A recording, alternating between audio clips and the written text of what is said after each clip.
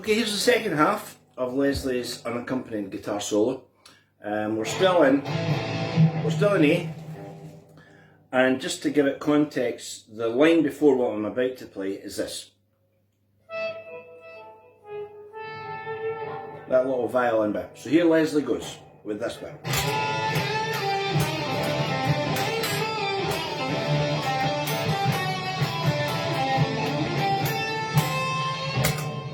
Right? So that is.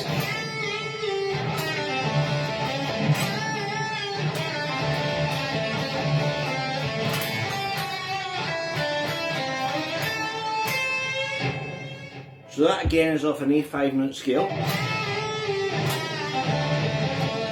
There's the first line.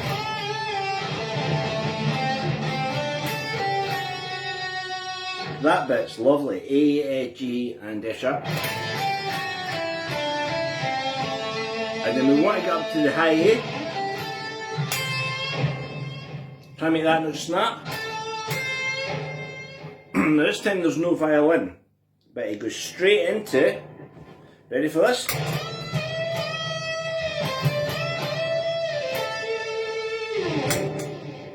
And there is a violin bit. This time it goes, so I'm making the strings immobile. So we get a 5-note A scale, G, A, D, E, C, D, G, A. Right? Same thing again.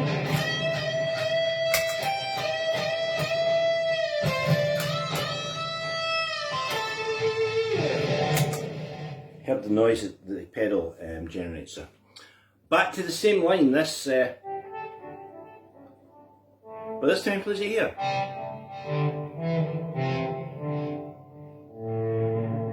Now, can you imagine the intensity in a, I don't know, 2,000, 3,000 seater hall, and Leslie's just making that note sustain, right?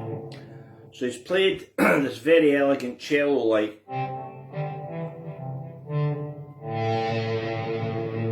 And we're near the end. So now, and I said remember that note, it's not actually that one, it's this one. So we're near the end, here we go.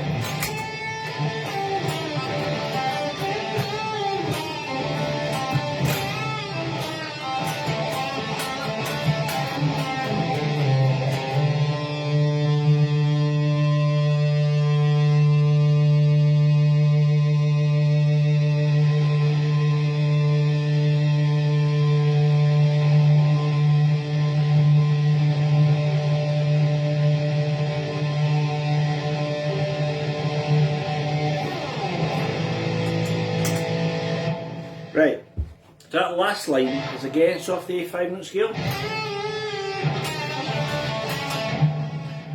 Now I'm trying to get as close to Leslie as I can, so I'm playing that with a real kind of swagger.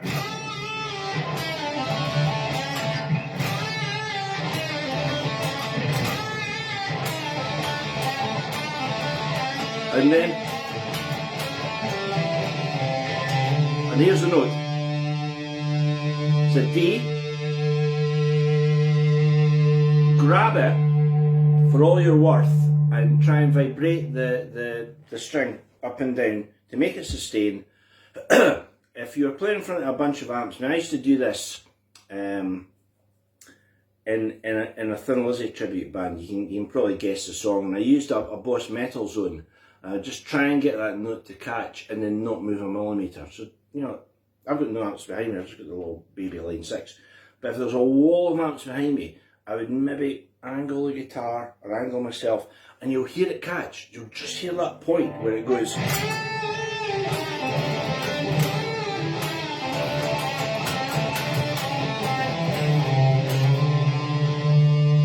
Oh, it's caught.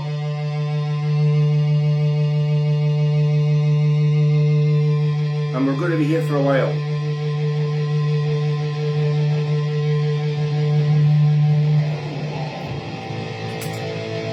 And hold that note. So that's it. That's the whole of Leslie's unaccompanied solo. It's called Guitar Solo. And it then goes into something really interesting, because when that note eventually goes into squealing feedback, He then puts it into Chuck Berry's Roll Over Beethoven. So, what if I go through that bit in 2 minutes? One more drink of tea, back for Roll Over Beethoven.